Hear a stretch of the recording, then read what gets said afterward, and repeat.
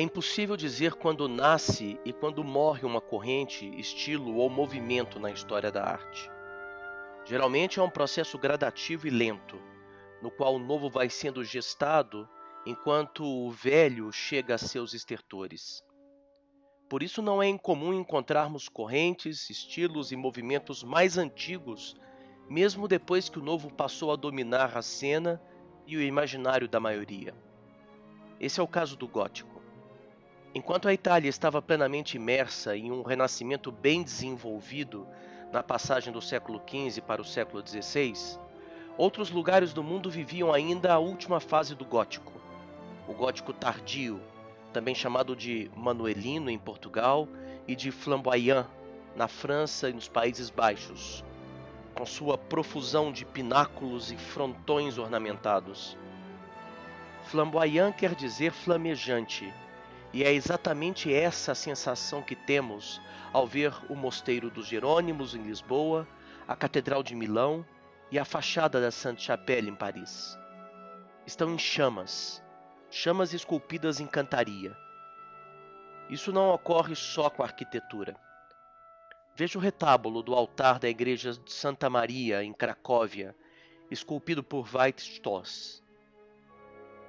É desse período também o retábulo esculpido por Nicolaus de Raguenau e pintado em policromia por Matthias Grünewald, em Isenheim, na Alsácia, hoje conservado no Museu Unterlinden, em Colmar, na França. Um retábulo é literalmente o que ele diz ser. Um painel que se coloca atrás, retro em latim, da mesa do altar, tábula, retrotábula. Sua função não era só decorativa. Ele ensinava os elementos da fé cristã para os fiéis que quisessem buscar sua salvação. Sabemos pouco sobre o escultor e o pintor do retábulo. Ao contrário do homem renascentista como Albrecht Dürer, que se via como um artista e não como um artesão, a arte na Idade Média não é um fim em si mesma. Não passa de um trabalho manual que está a serviço de ideologias e ideais políticos e, sobretudo, religiosos. Os artistas não aspiravam à glória que a arte concederá aos artistas do Renascimento, que aspiravam a ser reconhecidos individualmente. Sobre Raguenau, não sabemos quase nada. Sobre Matthias Grünewald, sabemos que seu verdadeiro nome era Mathis Gotthard Neihart.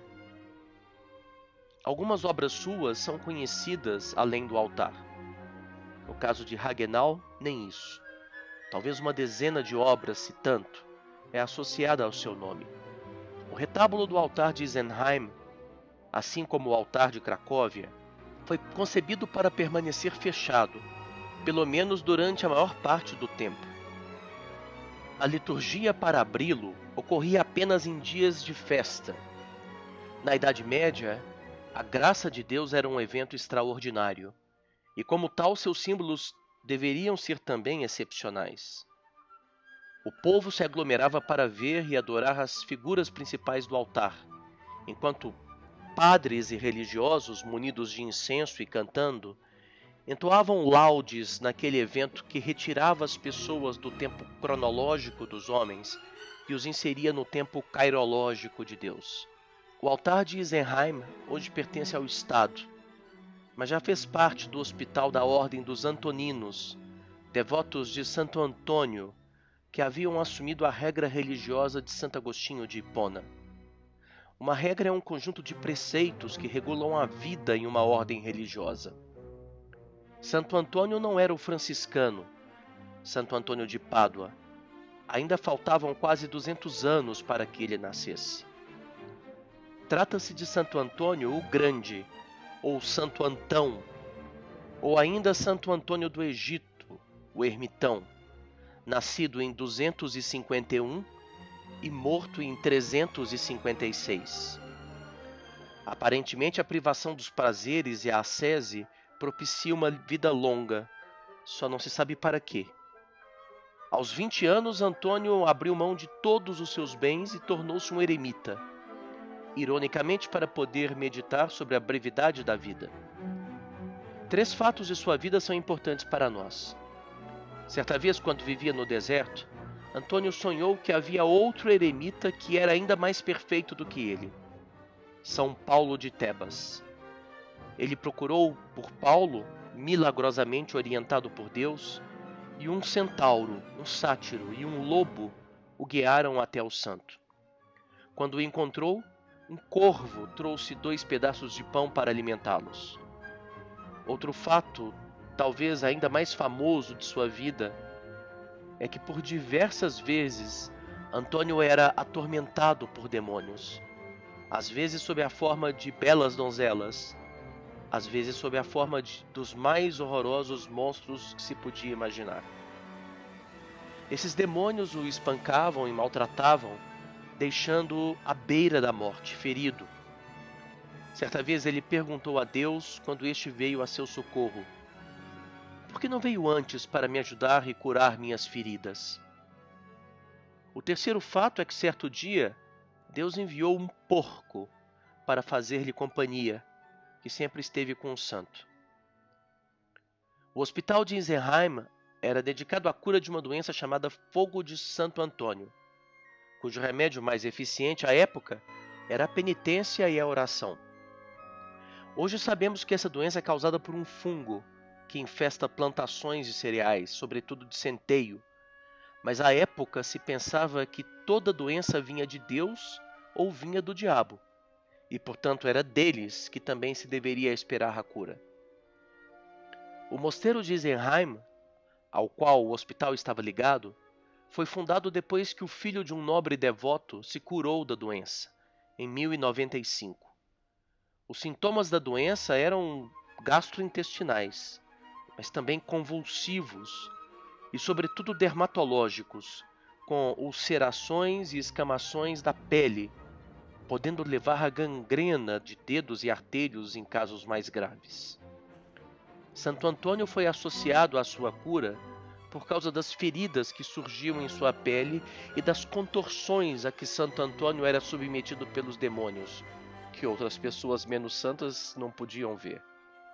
O retábulo do altar de Insenheim era um políptico, composto de 12 cenas que se escondem nas camadas das bandeiras de suas janelas, que se fecham sobre as imagens principais, montados em 3 painéis, mais o painel da predela, parte inferior sobre a qual o retábulo se apoia. Essas janelas foram desmontadas no museu para que as pinturas ficassem expostas, mas sua abertura na Idade Média devia ser um evento teatral.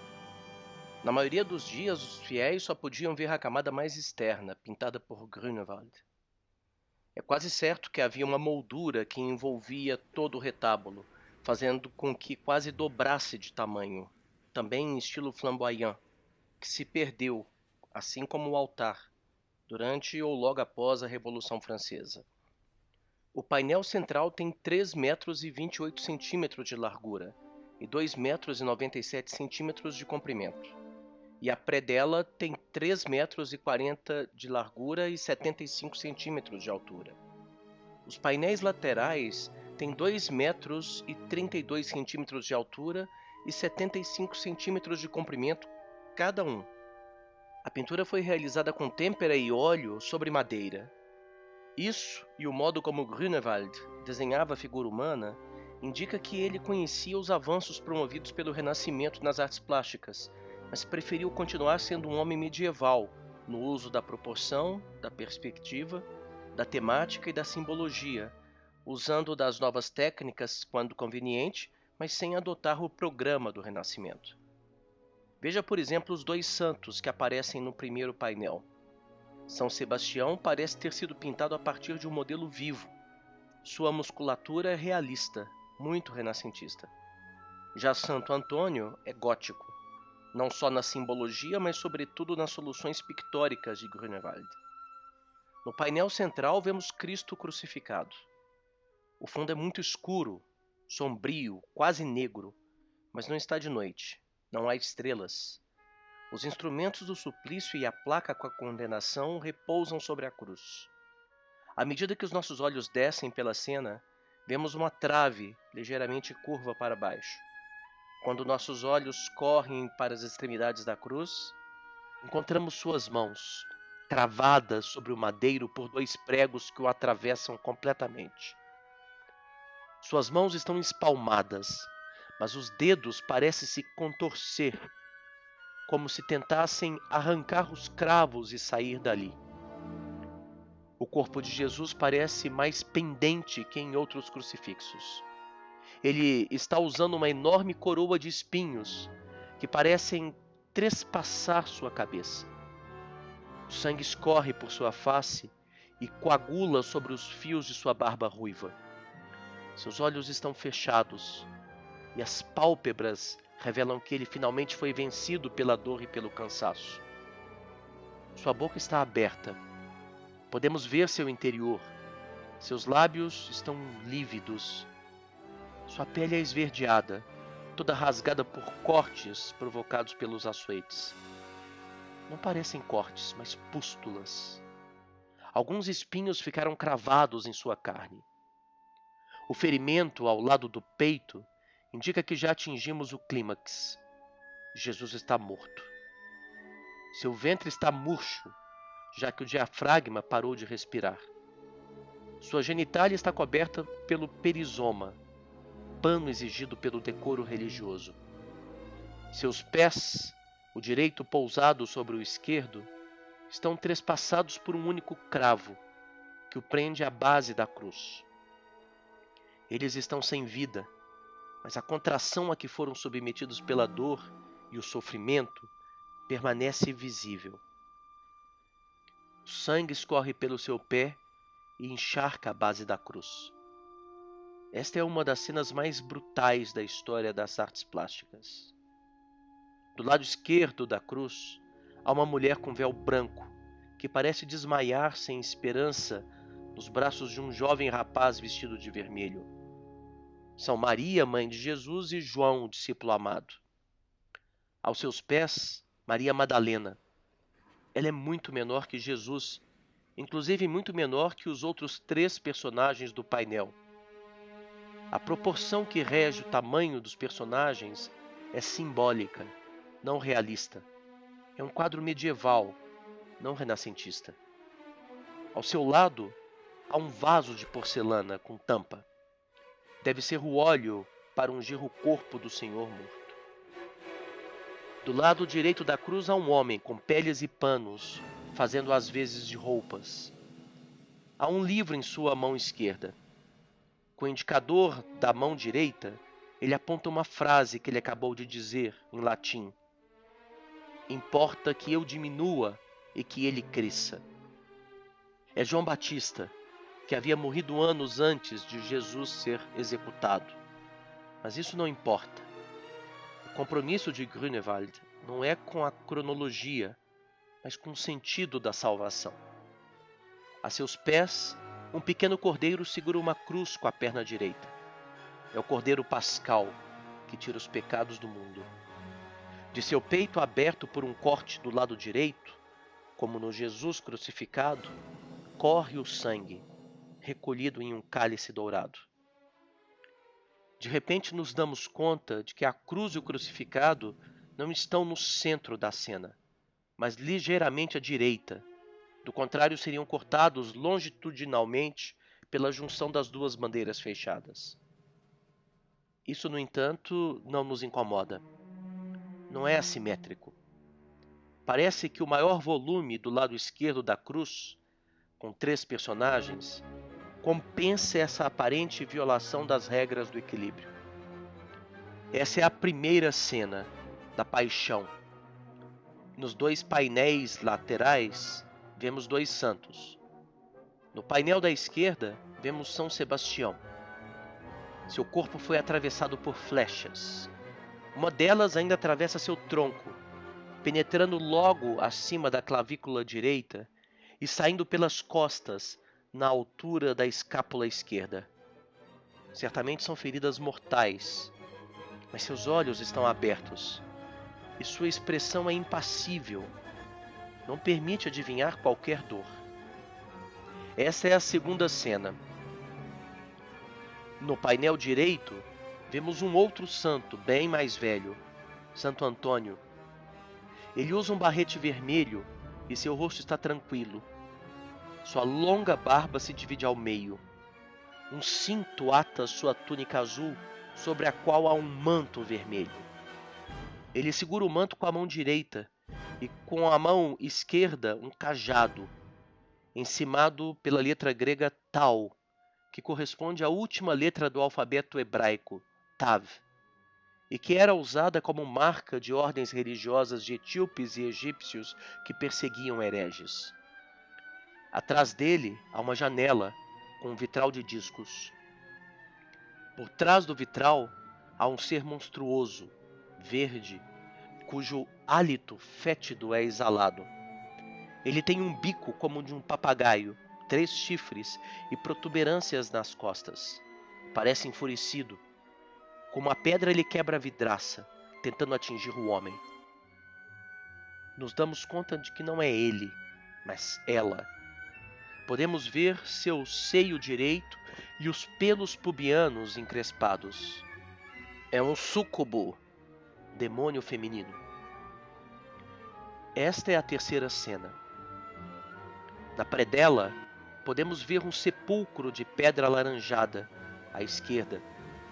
Na frente dela, uma enorme coroa de espinhos. Atrás, uma mulher loira, chorando. É Maria Madalena. Ao seu lado, uma mulher de véu branco, cujos olhos não podemos ver. É a Virgem Maria. Um homem jovem e loiro parece arrastar o corpo de um morto. São Jesus e João. Tudo está acabado. É a quarta cena. Quando se abrem as bandeiras da primeira janela, podemos ver mais 4 cenas. O colorido delas se contrapõe à escuridão da primeira bandeira. No painel da esquerda, vemos um anjo, à direita, comunicando algo a uma jovem moça à esquerda. Podemos vê-los porque a cortina que esconderia de nós a ação está toda do lado esquerdo do varal. O mesmo acontece com a cortina atrás da moça. É para que todos tenham conhecimento do que está acontecendo. O anjo está vestido de amarelo com um manto vermelho. Seus pés não tocam o chão.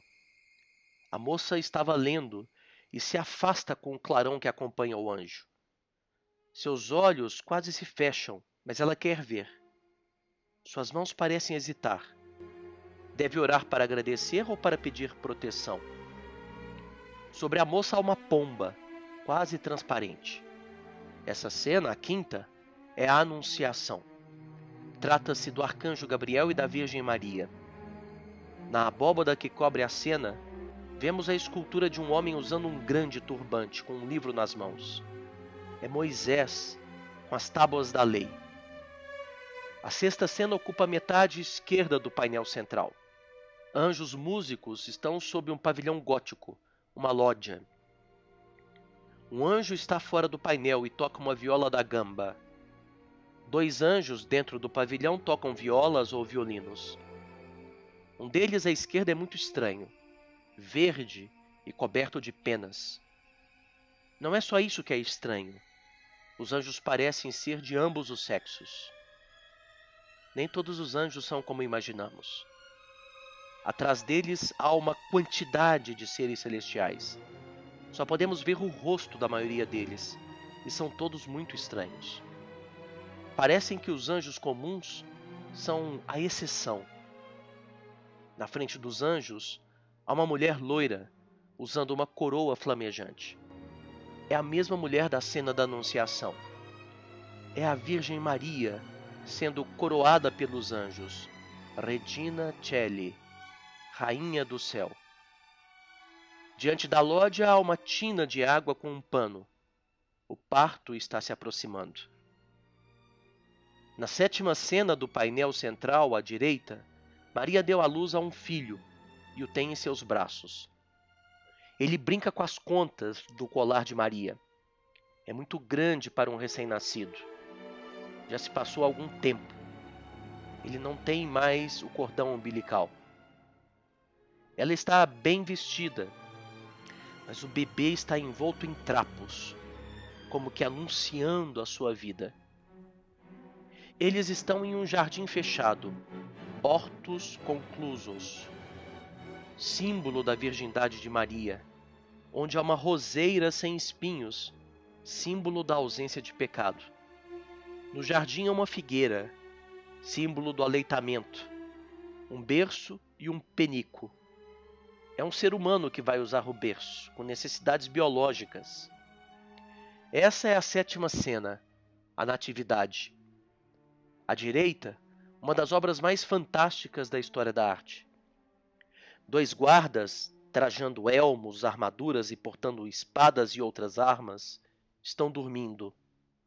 Olhando melhor, descobrimos que não estão dormindo. Foram congelados, petrificados. Atrás deles há um túmulo de pedra. O túmulo está aberto. Há mais soldados congelados na cena. Um fantasma muito branco sai do túmulo, envolto em uma mortalha também branca, cuja parte interior ainda está dentro do túmulo. Parece estar usando uma túnica amarela e vermelha, as mesmas cores da túnica do anjo da Anunciação. Mas nos damos conta de que, na verdade, é a mortalha que muda de cor, à medida que é iluminada por um clarão por trás do fantasma. Sua pele é realmente muito clara. Seus cabelos são extremamente loiros. Sabemos que está de noite porque vemos estrelas no escuro do céu. O fantasma estende as mãos como mostrando algo sobre elas.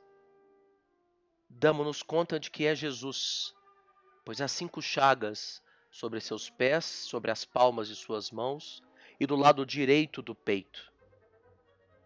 Não é um fantasma. Se fosse, não teria chagas. Seu corpo está transfigurado e voa em direção ao céu. Essa é a 8ª cena, a ressurreição e a ascensão fundidas em uma única imagem.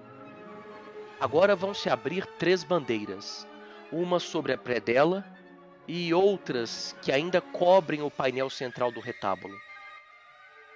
Os painéis centrais não são mais pintados, são baixo-relevos, quase esculturas policromadas, fruto da colaboração dos 2 artistas do retábulo. Quando chegamos ao tema principal do retábulo, Grünewald não está mais sozinho.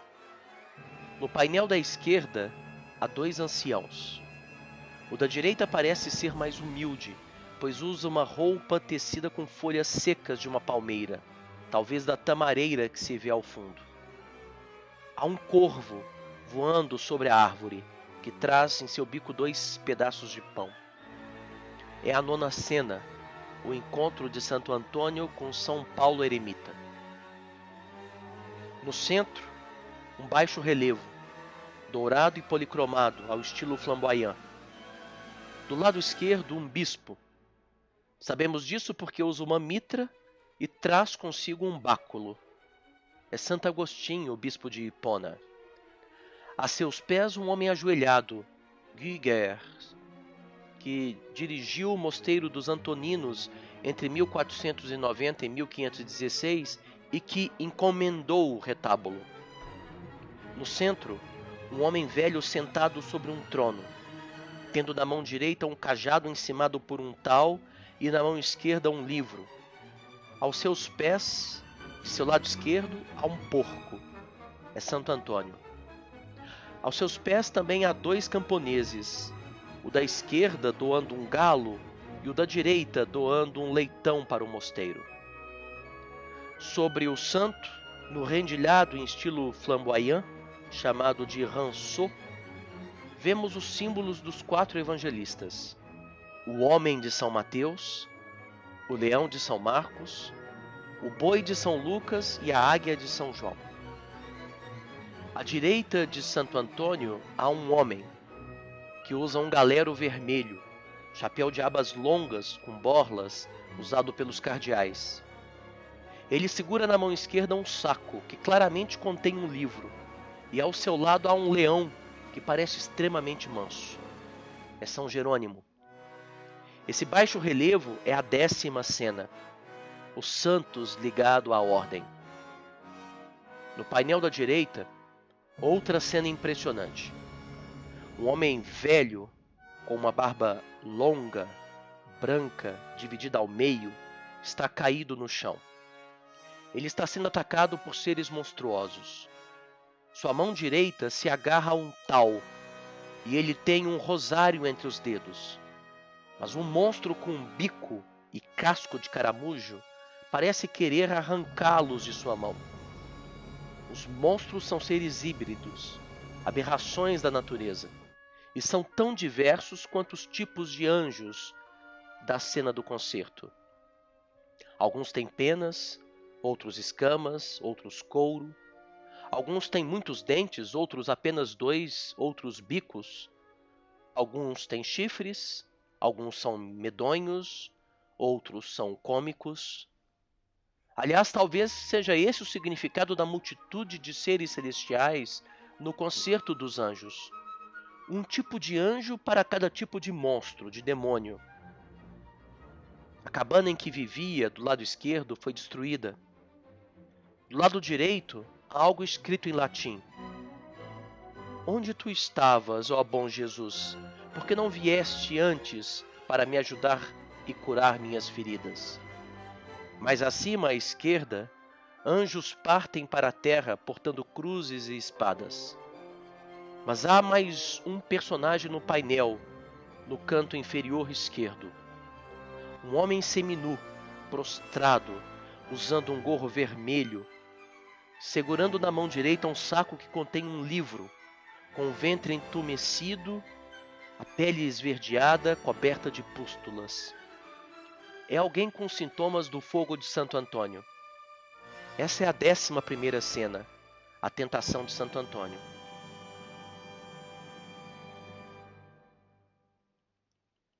Finalmente, quando se abre a predela, vemos a última cena, a 12ª, Jesus e os apóstolos, alguns deles identificáveis pelos seus atributos, outros não.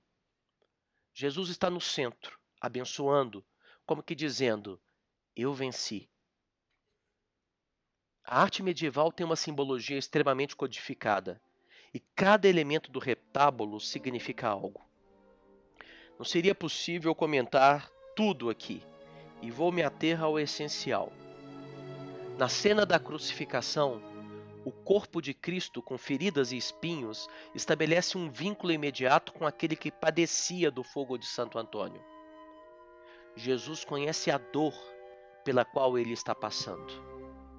A cruz encurvada para baixo era comum em um tipo de crucifixo chamado de Jesus da Praga, usado como proteção contra as epidemias na Idade Média. São Sebastião era um santo protetor para as pestes, porque se considerava que as pestes eram transmitidas por flechas invisíveis contaminadas. Não posso deixar de comentar que o fato de ele ter os olhos abertos significa que ele não morreu por causa de seus ferimentos causados pelas flechas. Santo Antônio, do outro lado, era o responsável pela cura desse mal específico. A barba dividida ao meio era um símbolo de dignidade, e Deus Pai é sempre representado assim na Idade Média. Somente este primeiro painel, com São Sebastião, Jesus crucificado e Santo Antônio, ficava sempre aberto. No sepultamento, o vínculo da imagem é com aqueles que perdiam seus parentes para o mal. Ainda existe esperança para eles na ressurreição. O segundo nível de pintura contava a história de Jesus antes e depois da crucificação.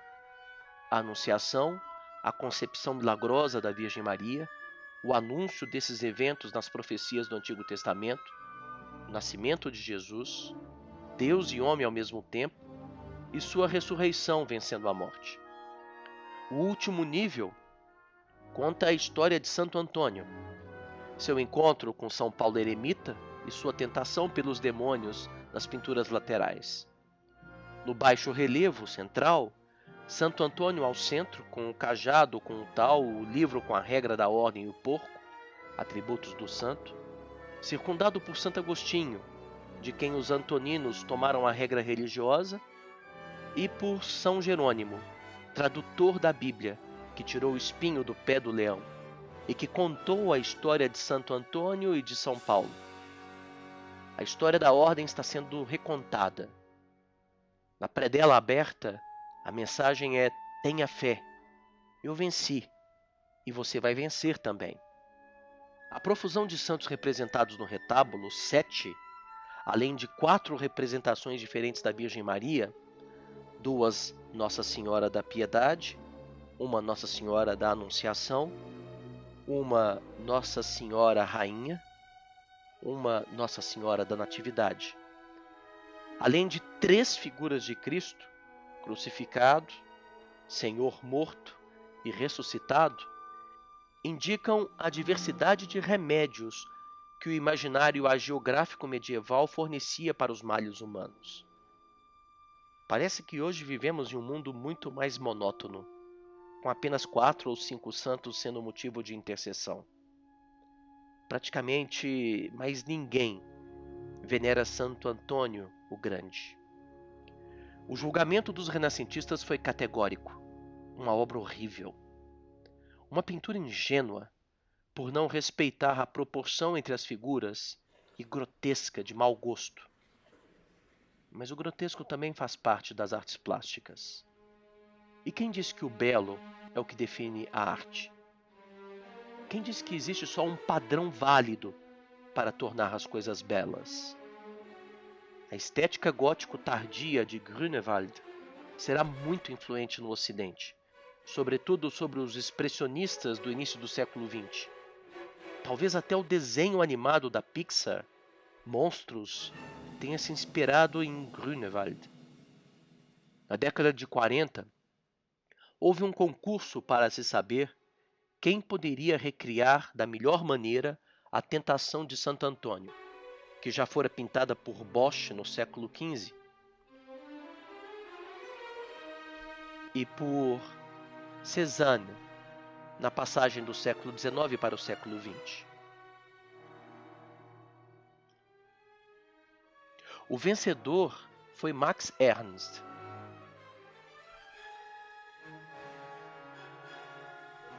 Salvador Dalí também participou do concurso. A música que estamos ouvindo é uma sinfonia de Paul Hindemith, chamada Matias o Pintor, baseada em sua ópera de mesmo nome.